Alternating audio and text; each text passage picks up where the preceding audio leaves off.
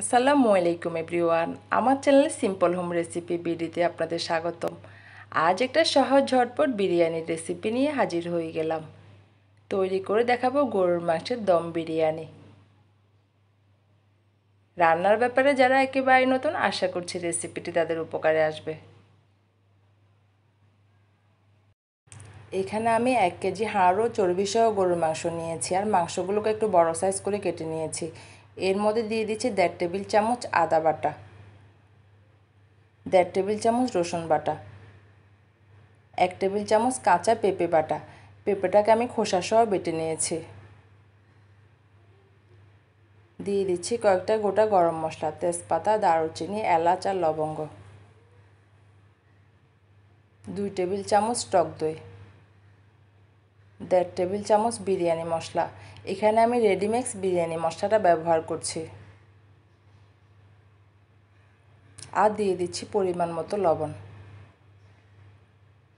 লবণটা এখানে আপনারা বুঝে ব্যবহার করবেন, কারণ বিরিয়ানি মশলাতেও লবণ দেওয়া থাকে।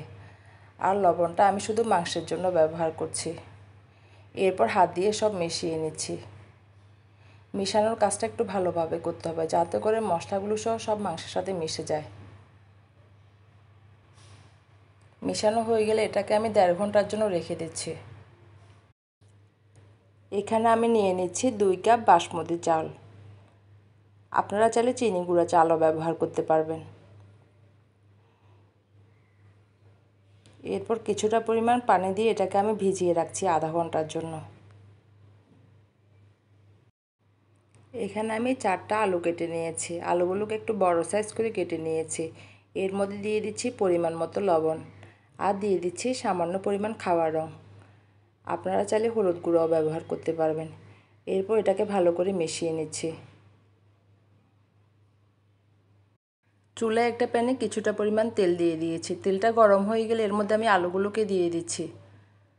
আলুগুলোকে দিয়ে হালকা ব্রাউন কালার করে ভেজে নিচ্ছি। চুলায় আর একটা প্যান বসিয়ে দিয়েছি। প্যানটা যখন গরম হয়ে যাবে এর মধ্যে দিয়ে দিচ্ছি আমি আধা কাপ রান্নার তেল। তেলটা গরম হয়ে গেলে এর মধ্যে আমি দিয়ে দিচ্ছি 1 কাপ পেঁয়াজ কুচি। এখানে আমি পেঁয়াজের পরিমাণটা বেশি দিচ্ছি, কারণ এখান থেকে কিছুটা পেঁয়াজ আমি উঠিয়ে নেব বেরেস্তার জন্য। পেঁয়াজগুলোকে দিয়ে হালকা ব্রাউন কালার করে ভেজে নিচ্ছি। চুলার আঁচটা মাঝারি করে দিয়েছি। খেয়াল রাখতে হবে যাতে করে পুড়ে না যায়।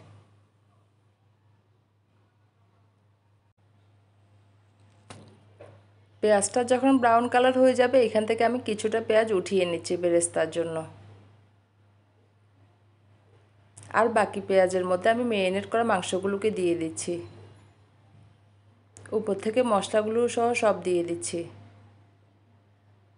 আর বাটিটাকে ধুয়ে সামান্য পরিমাণ পানি দিয়ে দিচ্ছি। দিয়ে সব ভালো করে একসাথে মিশিয়ে নিচ্ছি।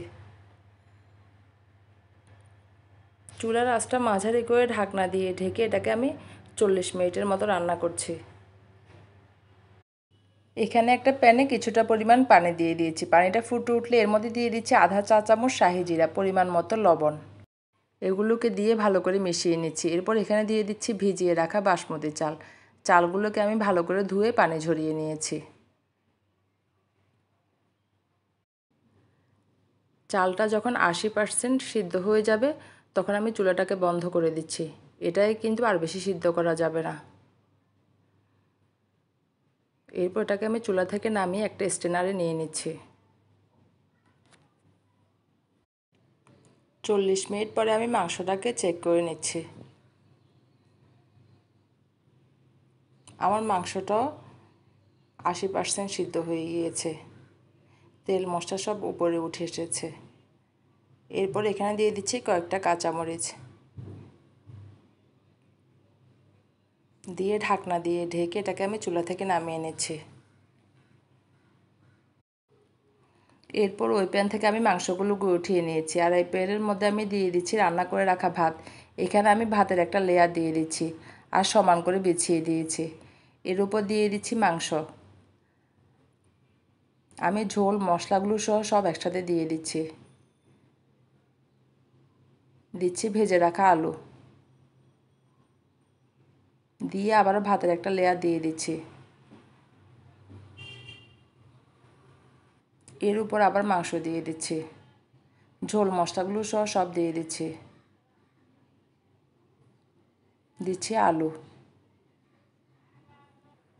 আর দিয়ে দিচ্ছি কয়েকটা আলু বকরা, কিছুটা পরিমাণ পেঁয়াজ বেরেস্তা। এখানে আমি দুধে কিছুটা পরিমাণ জাফরান আর খাবার রং গুলিয়ে রেখেছিলাম।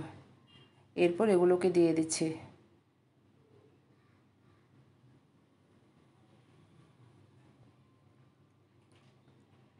দিচ্ছি 1 টেবিল চামচ ঘি।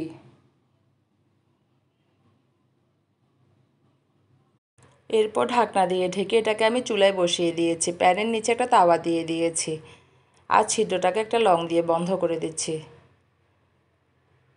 চুলার আঁচটা লো করে 45 মিনিট এটাকে দমে বসিয়ে রাখছি। আর ফিরে আসছি 45 মিনিট পর।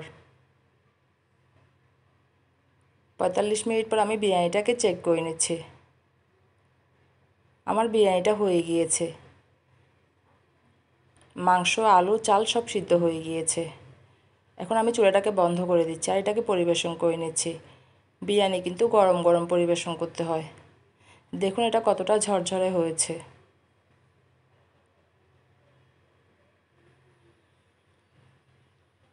হয়ে গেল আমার ঝটপট গরুর মাংসের দম বিরিয়ানি।